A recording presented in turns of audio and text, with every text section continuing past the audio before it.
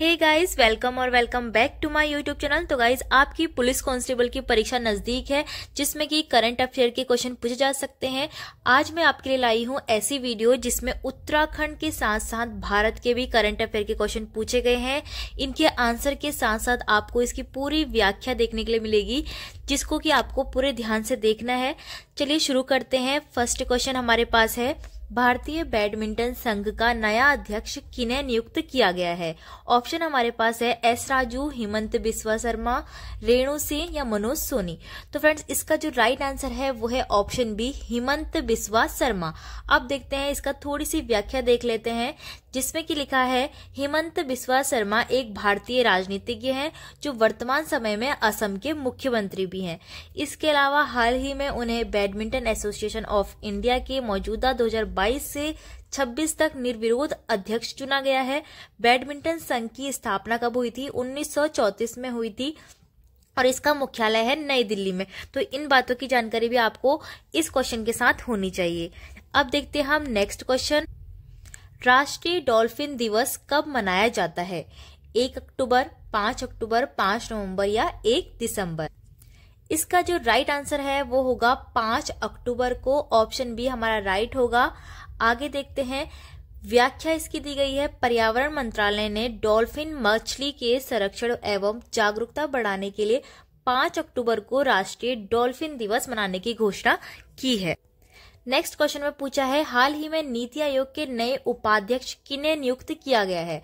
Pomila Jaspal, doctor Suman Kumar berry, Sanjeev Bajaj या निधि छब्बर? तो right answer इसका होगा डॉक्टर सुमन कुमार बेरी, जिन्हें नीति आयोग का एक नया उपाध्यक्ष नियुक्त किया गया है। इसकी व्याख्या देखते हैं। हाल ही में अर्थशास्त्री डॉक्टर सुमन कुमार बेरी को नीति आयोग ने उपाध्यक्ष नियुक्त किया।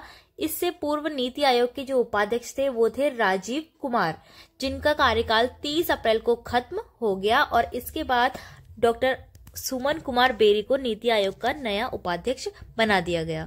क्वेश्चन नंबर नेक्स्ट है, राखीगढ़ी हड़प्पा स्थल भारत के किस राज्य में स्थित है?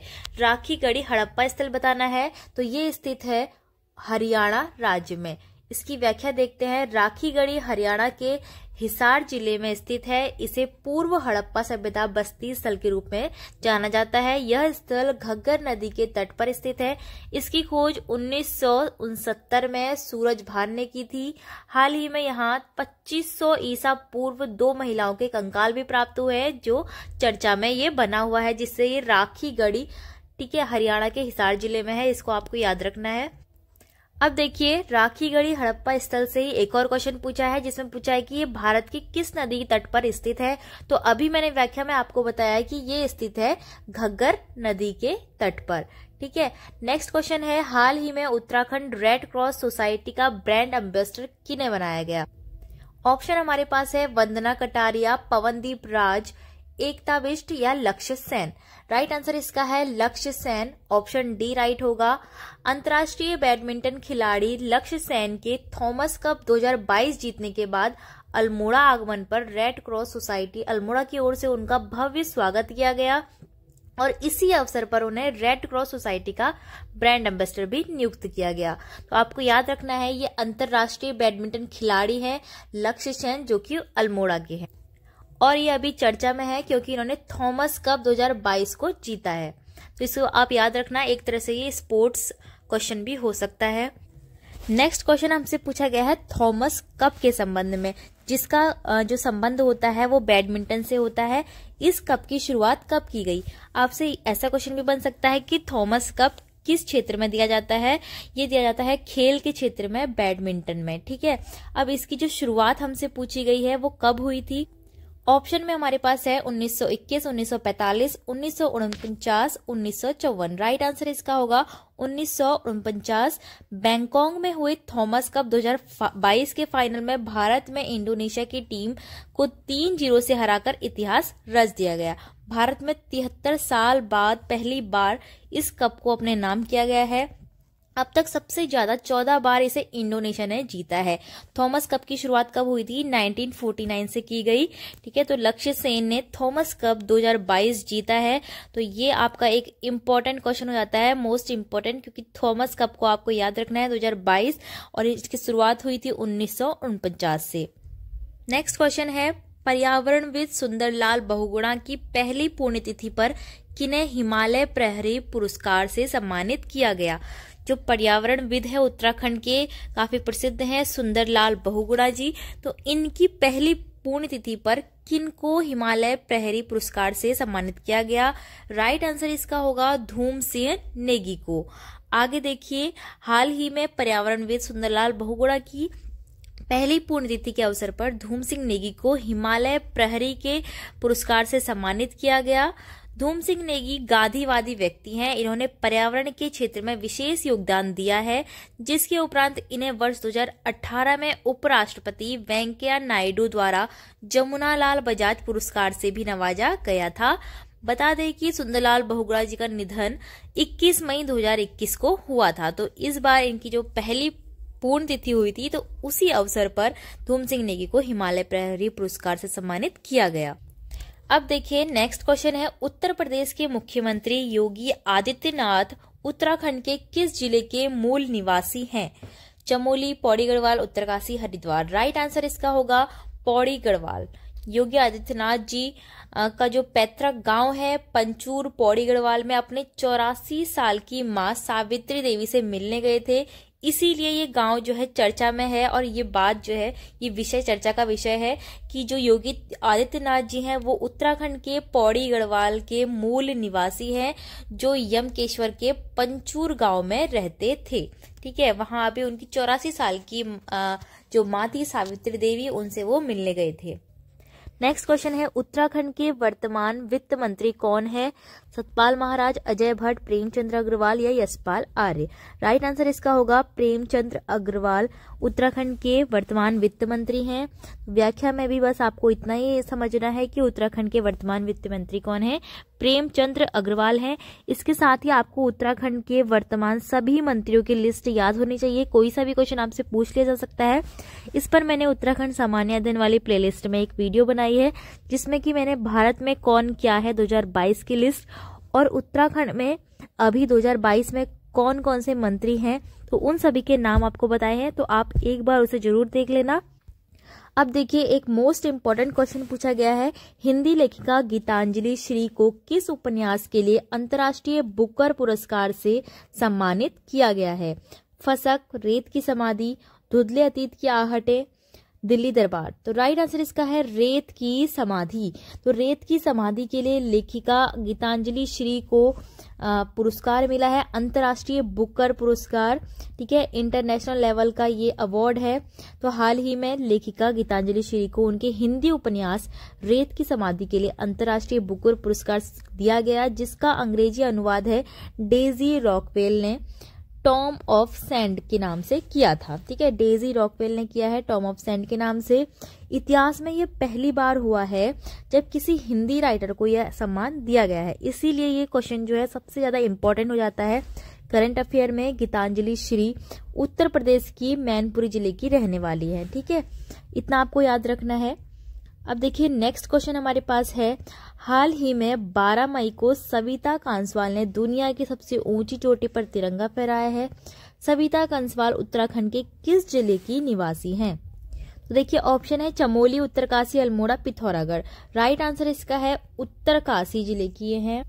सविता कांसवाल उत्तराखंड के उत्तरकाशी जिले के लोहारू गांव की 24 वर्षीय हैं और दुनिया की सबसे ऊंची चोटी माउंट एवरेस्ट, जिसकी ऊंचाई है 8,848 मीटर, पर तिरंगा फहराकर देश का नाम रोशन किया है। इससे पहले दुनिया की चौथी ऊंची चोटी माउंट स्लहूत से 8,516 मीटर का सफल आरोहण उन्होंने किया था। चलिए, नेक्स्ट क्वेश्चन है हमारे पास, रामगढ़ विषधारी अभ्यारण्य किस राज्य में है जिसे हाल ही में 52वां टाइगर रिजर्व घोषित किया गया है? राजस्थान, गुजरात, मध्य प्रदेश, उत्तर प्रदेश। तो राइट आंसर इसका होगा राजस्थान में ये टाइगर रिजर्व घोषित किया गया है? इसकी व्याख्या देखते हैं। राजस्थान के रामगढ़ विषधारी अभयारण्य को देश का 52वां टाइगर रिजर्व घोषित किया गया है। इसके साथ यह राजस्थान का चौथा अभयारण्य बन गया है जिसे टाइगर रिजर्व घोषित किया गया। राजस्थान में अभी तक रणथंभौर, सरिस्का और मुकुंदरा टाइगर रिजर्व है। क्वेश्चन नंबर 14 है, हाल ही में माधवीपुरी बुच को किस संस्था में अध्यक्ष नियुक्त किया गया है? भारतीय रिजर्व बैंक में, स्टेट बैंक में, भारतीय प्रतिभूति और विनिमय बोर्ड में, बीमा नियामक और विकास प्राधिकरण में। तो राइट आंसर इसका है ऑप्शन सी, भारतीय प्रतिभूति एवं विनिमय बोर्ड में माधवीपुरी बुच को अध्यक्ष चुना गया है। अब इसकी जो शॉर्ट फॉर्म होती है सेबी होती है, इससे आप अच्छी तरह जानेंगे सेबी। अब देखते हैं इसकी व्याख्या। माधवीपुरी बुच को भारतीय प्रतिभूति और विनिमय बोर्ड सेबी का नया अध्यक्ष नियुक्त किया गया है। इसके साथ ही यह न सिर्फ बाजार नियामक सेबी का नेतृत्व करने वाली पहली महिला बन गई है, बल्कि निजी क्षेत्र से इस नियामक में काम करने वाली भी पहली व्यक्ति बन गई है। ठीक है, तो ये आपको याद रखना है क्योंकि ये पहली महिला है जो कि निजी क्षेत्र में एक नियामक के रूप में काम कर रही हैं और शेयर बाजार में भी ये काम कर रही हैं। तो फ्रेंड्स, ये जो क्वेश्चन है वो आपका इंपॉर्टेंट हो जाता है। माधवीपुरी बुच का नाम आप याद रखना। नेक्स्ट क्वेश्चन है, उत्तराखंड के वर्तमान मुख्य न्यायाधीश के रूप में किन्हें नियुक्त किया गया है? विपिन सांघवी, एस शिंदे, ए सैयद, उज्जवल भुइयां। तो राइट आंसर इसका होगा विपिन सांघवी। तो ये उत्तराखंड की करंट अफेयर से एक मोस्ट इंपोर्टेंट क्वेश्चन बन जाता है। विपिन सांघवी जिनको कि उत्तराखंड का वर्तमान मुख्य न्यायाधीश चुना गया है। अब इसकी व्याख्या देखेंगे। हाल ही में उच्चतम न्यायालय ने 5 राज्यों के मुख्य न्यायाधीशों की नियुक्ति की है, जिसमें कि उत्तराखंड, हिमाचल प्रदेश, राजस्थान, असम और तेलंगाना शामिल है। उत्तराखंड के मुख्य न्यायाधीश विपिन सांघवी का जन्म हुआ था 27 अक्टूबर 1961 को महाराष्ट्र के नागपुर में। विपिन सांघवी उत्तराखंड के मुख्य न्यायाधीश राघवेंद्र सिंह चौहान का स्थान लेने वाले हैं, यानी कि ले लिया है अब तक। अब देखिए नेक्स्ट क्वेश्चन है, BBC Indian sports women of the year पुरस्कार 2021 किसने जीता? झूलन गोस्वामी, मीराबाई चानू, पीवी सिंधु, स्मृति मंदाना। राइट आंसर इसका है देखिए मीराबाई चानू। इसकी व्याख्या पढ़ लेते हैं। हाल ही में ओलंपिक रजत पदक विजेता भारोत्तोलक खिलाड़ी मीराबाई चानू ने BBC Indian sports women of the year का पुरस्कार जीता है। बता दें कि मीराबाई चानू ने टोक्यो ओलंपिक 2021 में भारत के लिए भारोत्तोलन यानी कि वेट लिफ्टिंग जो कंपटीशन हुआ था उसमें 49 किलोग्राम कैटेगरी में रजत पदक जीता था। इसके अलावा भारतीय क्रिकेटर शेफाली वर्मा को बीबीसी इमर्जिंग प्लेयर अवार्ड से नवाजा गया है। साथ ही पूर्व भारतीय भारोत्तोलक खिलाड़ी कर्णम मल्लेश्वरी को बीबीसी लाइफ टाइम अचीवमेंट पुरस्कार से सम्मानित किया गया है। नेक्स्ट क्वेश्चन है, यूनेस्को की विश्व धरोहर स्थल सूची में किस राज्य का लिविंग रूट ब्रिज शामिल किया गया है? तो इसका राइट आंसर होगा मेघालय। अब फ्रेंड्स, आपको उत्तराखंड के भी सभी विश्व धरोहर जितने भी यूनेस्को द्वारा विश्व धरोहर की लिस्ट में शामिल हुए हैं सभी पता होने चाहिए। तो उत्तराखंड में जितने भी विश्व धरोहर है वो मैंने आपको वीडियो में बताया है, तो आप उत्तराखंड सामान्य अध्ययन वाली प्लेलिस्ट में जाके देख सकते हो। अभी इसका राइट आंसर है मेघालय। लिविंग रूट ब्रिज अर्थात जीवित जड़ सेतु, यह पुल एक नदी के ऊपर फिक्स इलास्टिक नामक पेड़ की जड़ों के द्वारा बनाए जाते हैं। ये जड़ें समय के साथ बढ़ती और मजबूत होती है। इन पुलों को स्थानीय रूप में जिंगजियांग जरी कहा जाता है। हाल ही में मेघालय के मुख्यमंत्री कोनराड संगमा ने बताया है कि लिविंग रूट ब्रिज को यूनेस्को की विश्व धरोहर स्थल की अस्थायी सूची में शामिल करने की घोषणा की गई है, अस्थायी सूची में। ठीक है, नेक्स्ट क्वेश्चन है, राष्ट्रीय जल पुरस्कार 2022 के लिए सर्वश्रेष्ठ राज्य चुना गया है। तो देखिए राइट आंसर इसका होगा उत्तर प्रदेश, जिसे कि राष्ट्रीय जल पुरस्कार के लिए सर्वश्रेष्ठ राज्य चुना गया है। देखिए व्याख्या में है, इस पुरस्कार की शुरुआत जल शक्ति मंत्रालय द्वारा 2018 में की गई थी। इस वर्ष भारत के राष्ट्रपति रामनाथ कोविंद ने तीसरा राष्ट्रीय जल पुरस्कार प्रदान किया है। 2022 के लिए कुल 57 राष्ट्रीय जल पुरस्कार 11 विभिन्न श्रेणियों में दिए गए, जिसमें सर्वश्रेष्ठ राज्यों की श्रेणी में उत्तर प्रदेश प्रथम स्थान पर है। राजस्थान और तमिलनाडु दूसरे और तीसरे पे है। दूसरे पे राजस्थान है, तीसरे पे तमिलनाडु है। सर्वश्रेष्ठ ग्राम पंचायत श्रेणी में उत्तर प्रदेश के लिए उत्तराखंड के धसपड़ अल्मोड़ा को सर्वश्रेष्ठ ग्राम पंचायत का पुरस्कार मिला है। तो उत्तराखंड से ये आपको जानना होगा, उत्तराखंड के बारे में भी यहाँ पर जानकारी दी है। अब नेक्स्ट क्वेश्चन है, आईसीसी महिला क्रिकेट विश्व कप 2022 का खिताब किस देश ने जीता है? तो देखिए ये खिताब जीता है ऑस्ट्रेलिया ने। व्याख्या में है, हाल ही में आईसीसी महिला क्रिकेट विश्व कप 2022 का आयोजन न्यूजीलैंड में 4 मार्च से 3 अप्रैल 2022 तक किया गया, जिसके फाइनल मैच में ऑस्ट्रेलिया ने इंग्लैंड को 71 रनों से हराकर वर्ल्ड कप अपने नाम कर लिया। अभी तक ऑस्ट्रेलिया महिला टीम ने 7वीं बार वर्ल्ड कप अपने खिताब का जीत लिया है। ठीक है, वर्ल्ड कप जीत लिया है। अब नेक्स्ट क्वेश्चन है, भारत के अगले थल सेना प्रमुख किन्हें बनाने की घोषणा की गई है? तो ऑप्शन में हमारे पास है मनोज पांडे, जो कि राइट आंसर होगा। अब देखिए व्याख्या, भारत के वर्तमान समय में थल सेना प्रमुख मनोज मुकुंद नरवणे है। हाल ही में भारत के अगले थल सेना प्रमुख मनोज पांडे को बनाने की घोषणा की है। अप्रैल माह के अंत में जनरल नरवणे का कार्यकाल समाप्त हो जाएगा, जिसके बाद लेफ्टिनेंट जनरल मनोज पांडे जो है शासन संभालेंगे और इन्होंने शासन संभाल लिया है। ठीक है, अब है क्वेश्चन नंबर नेक्स्ट, निम्न में से भारतीय संगीतकार रिकी केज और फाल्गुनी शाह ने कौन सा पुरस्कार जीता है? दादा साहेब फाल्के पुरस्कार, ज्ञानपीठ, ग्रैमी या बुकर पुरस्कार? तो देखिए इन्होंने जीता है ग्रैमी अवार्ड्स, जिसमें कि संगीत से जुड़े कलाकारों को ये अवार्ड दिया जाता है और दुनिया का सबसे प्रतिष्ठित अवार्ड ये माना जाता है। इस वर्ष भारत मूल के 2 लोगों को ग्रैमी अवार्ड से नवाजा गया, संगीतकार रिकी केज और भारतीय मूल के अमेरिकन सिंगर फाल्गुनी शाह को इस वर्ष ग्रैमी अवार्ड प्रदान किया गया। रिकी केज का यह दूसरा ग्रैमी पुरस्कार है। ठीक है, अब देखिए नेक्स्ट, निम्न में से किन्हें सरस्वती सम्मान 2021 से सम्मानित किया जाएगा? तो ये करंट अफेयर का क्वेश्चन था पहले। राइट आंसर इसका होगा रामदरस मिश्रा। हाल ही में रामदरस मिश्रा को काव्य संग्रह मैं तो यहाँ हूँ के लिए 31वां सरस्वती सम्मान 2021 से नवाजा गया है। सरस्वती सम्मान की स्थापना 1991 ईस्वी के बिरला फाउंडेशन द्वारा की गई थी। वर्तमान समय में सरस्वती सम्मान के तहत 15 लाख की राशि नगद, प्रशस्ति पत्र और पट्टिका प्रदान किया जाता है। बता दें कि 30वां सरस्वती सम्मान 2020 शरण कुमार लिम्बले को दिया गया था, जबकि पहला सरस्वती सम्मान 1991 ईस्वी में कवि हरिवंश राय बच्चन को उनकी आत्मकथा क्या भूलूं क्या याद करूं, जो कि बहुत ही प्रसिद्ध है, के लिए दिया गया था। नेक्स्ट क्वेश्चन देखिए, निम्न में से रेत का मकबरा हिंदी उपन्यास किसकी रचना है, जिसे हाल ही में अंतर्राष्ट्रीय बुकर पुरस्कार के लिए शॉर्टलिस्ट किया गया है? तो राइट आंसर इसका होगा गीतांजलि श्री को। अब देखिए यहाँ पर फिर से वही चीजें बताई गई है। अंतर्राष्ट्रीय बुकर पुरस्कार 2022 के लिए चयनित होने वाली गीतांजलि श्री को रेत का मकबरा टॉम ऑफ सैंड इस उपन्यास के लिए बुकर पुरस्कार दिया गया है, जिसका अनुवाद जो है डेजी रॉकवेल ने टॉम ऑफ सैंड किया है। अंतर्राष्ट्रीय बुकर पुरस्कार की शुरुआत 2004 में हुई है और दुनिया की अन्य भाषाओं के श्रेष्ठ साहित्य को अंग्रेजी जगत में सम्मान दिलाने के लिए ये पुरस्कार जो है दिया जाता है। रेत का मकबरा या समाधि प्रकाशन 2018 में राजकमल प्रकाशन द्वारा किया गया था।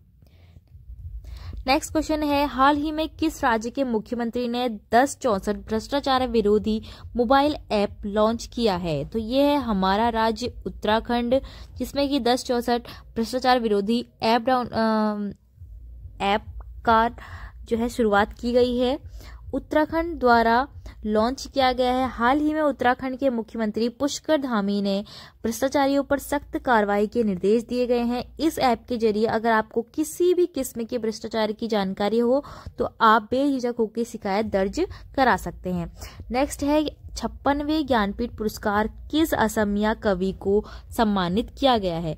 दामोदर मौजो, अकमकीतम, अच्युतन नंबूदिरी, नीलमणि फूकन, अमिताभ घोष। तो राइट आंसर इसमें है नीलमणि फूकन, जिनको कि हाल ही में 2021 के 56वें ज्ञानपीठ पुरस्कार के लिए नवाजा गया है। असम के गोलाघाट जिले में 10 सितंबर 1933 को जन्मे नीलमणि फूकन मूलतः असमिया भाषा के भारतीय कवि और कथाकार हैं। आप देखिए थोड़ा सा ज्ञानपीठ पुरस्कार के बारे में जान लेते हैं, जो कि भारत में सर्वोच्च साहित्यिक पुरस्कार है और इसे केवल एक भारतीय नागरिक को प्रदान किया जा सकता है। इस पुरस्कार के अंतर्गत 11 लाख रुपए की नकद राशि होती है, एक प्रशस्ति पत्र होता है, ज्ञान की देवी सरस्वती की एक कांस्य प्रतिकृति प्रदान की जाती है। पहला ज्ञानपीठ पुरस्कार 1965 में मलयाली लेखक श्री जी शंकर कुरूप को प्रदान किया गया था। 1968 में सुमित्रानंदन पंत को 57वां ज्ञानपीठ पुरस्कार कोंकणी साहित्यकार दामोदर मौजे को दिए जाने की घोषणा की गई है। ठीक है, नेक्स्ट क्वेश्चन है, हाल ही में पाकिस्तान का नया प्रधानमंत्री किसे बनाया गया? इमरान खान, शाहबाज शरीफ, नवाज शरीफ या राजा परवेज अशरफ? तो राइट आंसर है इसका देखिए, पाकिस्तान में इमरान खान की सरकार गिरने के बाद पाकिस्तान मुस्लिम लीग नवाज के प्रमुख शाहबाज शरीफ को पाकिस्तान के नए 23वें प्रधानमंत्री बने हैं। राष्ट्रपति आरिफ अली की गैर मौजूदगी में सीनेट के चेयरमैन ने उन्हें पीएम पद की शपथ दिलाई थी। ठीक है, अब है नेक्स्ट क्वेश्चन, हाल ही में संघ लोक सेवा आयोग का नया अध्यक्ष किन्हें नियुक्त किया गया है? तो देखिए राइट आंसर इसका है डॉक्टर मनोज सोनी को। राजनीति विज्ञान के विद्वान मनोज सोनी को हाल ही में संघ लोक सेवा आयोग का अध्यक्ष नियुक्त किया गया है। इन्होंने पूर्व 30वें अध्यक्ष प्रदीप कुमार जोशी का स्थान लिया है। मनोज सोनी ने अत्यधिक निर्धन परिवार से थे। बचपन में अपनी शिक्षा के लिए धन जुटाने के लिए वे मुंबई में अगरबत्ती बेचने का कार्य किया। 1985 में इन्होंने डॉक्टरेट की शिक्षा पूर्ण की। 4 अप्रैल 2022 को यूपीएससी के अध्यक्ष नियुक्त किए गए। इसके अलावा यूपीएससी की स्थापना हमसे पूछी जा सकती है, जो कि हुई थी 1 अक्टूबर 1926 को। इसके प्रथम अध्यक्ष सर रोस बोरकर थे। संविधान के भाग 14 में अनुच्छेद 315 से 323 तक की संरचना के संबंध में विस्तृत प्रावधान है। तो फ्रेंड्स ये थे हमारे 2022 के करंट अफेयर के क्वेश्चन, जो कि उत्तराखंड और भारत दोनों के ही करंट अफेयर के क्वेश्चन मैंने आपको यहाँ पे बता दिए। और ये सिर्फ और सिर्फ मोस्ट इम्पोर्टेंट करंट अफेयर के क्वेश्चन मैंने यहाँ पे आपको बताए हैं, जिनमें से आपका क्वेश्चन बनेगा, पक्का बनेगा 100%। इसमें से आपके 1 या 2 क्वेश्चन तो पक्का बनेंगे, क्योंकि ये मोस्ट इंपोर्टेंट क्वेश्चन मैंने आपको बताए हैं। तो फ्रेंड्स आई होप आपके लिए करंट अफेयर की वीडियो ये हेल्पफुल रही होगी। वीडियो आपको पसंद आई तो लाइक, शेयर और चैनल को सब्सक्राइब जरूर करना।